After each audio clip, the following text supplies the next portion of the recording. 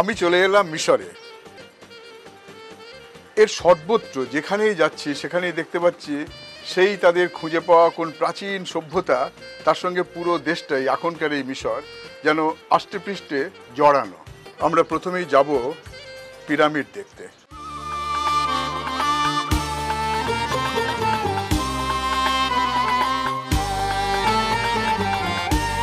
পিরামিডের দেশ মিশর।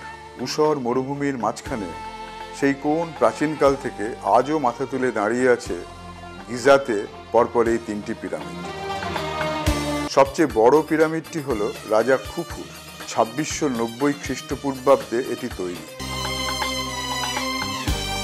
যখন তৈরি হয় তখন এই পিরামিডের উচ্চতা ছিল 146 মিটার, এখন 137 মিটার।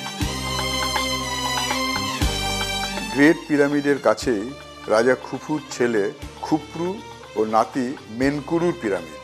এটি রাজা খুফরুর পিরামিড। সরু সিঁড়ি বেয়ে উঠে তারপর ভেতরে নামতে হয়।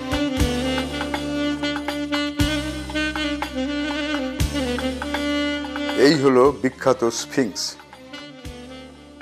মানুষের মতো মুখ, সিংহের মতো শরীর।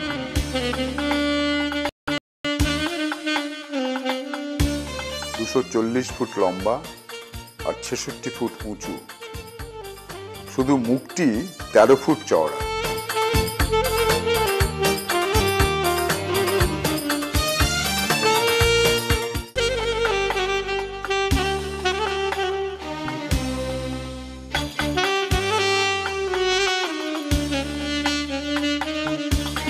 গিজার পিরামিড দেখে আমরা চললাম মেমফিস আর সাকারা দেখতে।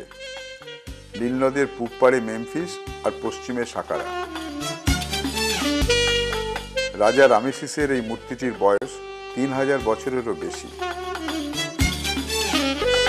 খ্রিস্টপূর্ব 2700 অব্দে ইমহোটেপের তৈরি এই স্টেপস পিরামিডই সবচেয়ে প্রাচীন পিরামিড। দেওয়ালের গায়ে এমন খাঁজ কাটা সিঁড়ি দেখে এই পিরামিডকে তখনকার লোকেরা স্বর্গের সিঁড়ি বলতো।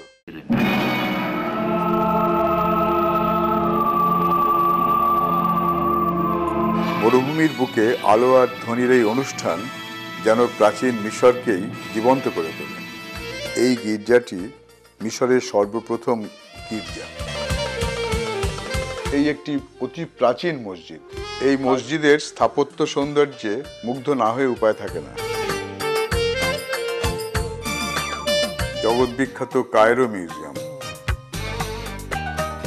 যতটুকু ঐশ্বর্য চুরি, ডাকাতি, লুটতরাজের পরও রয়ে গিয়েছিল তা অসম্ভব যত্ন করে রাখা আছে এই কায়রো মিউজিয়ামে। সেই জন্যই এই মিউজিয়ামের এত খ্যাতি, এত গুরুত্ব।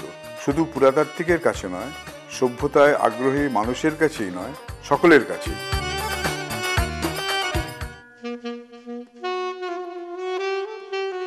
তুতেনখামেনের সিংহাসন সোনা আর দামি দামি পাথরে তৈরি। তুতেনখামেনের মমি একটির পর একটি বাক্সে ঢোকানো। পরপর 4টি কাঠের বাক্সের পর একটি পাথরের আচ্ছাদন, তারপর 3টি একটার মধ্যে একটা ঢোকানো সোনার কফিন। সবচেয়ে ভেতরেরটার ওজন 110 কিলোগ্রাম। একমাত্র তুতেনখামেনের সমাধিটি অবিকল অবস্থায় পাওয়া গেছে বলেই আধুনিক পৃথিবীর আগ্রহ তাকে ঘিরে। আবু সিম্বেলের জগৎ বিখ্যাত মন্দির, 200 ফুট খাড়া পাহাড়ের গায়ে খোদাই করা। এই 4টে মূর্তি দ্বিতীয় রামেসিসের। ফারাও শ্রেষ্ঠ দ্বিতীয় রামেসিস তাঁর 67 বছরের রাজত্বকালে যেমন বহু যুদ্ধ জয় করেছেন, বহু জনপদ তৈরি করেছেন, ঠিক তেমনি সারা মিশর জুড়ে রেখে গেছেন নিজের বিরাট বিরাট সব প্রতিকৃতি। নীলনদ ছিল বলেই মিশরের চাষিদের বৃষ্টির জন্য চোখে জল ফেলতে হয়নি। নীলনদের উপত্যকায় এত চাষ হতো যে মিশর সেই প্রাচীন যুগেও শস্য রপ্তানি করেছে।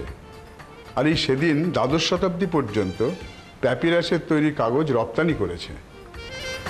নীলনদের দিকে চেয়ে আছি আর ভাবছি আমরা আসলে চলেছি একটা বিশাল মরুভূমির মধ্যে দিয়ে।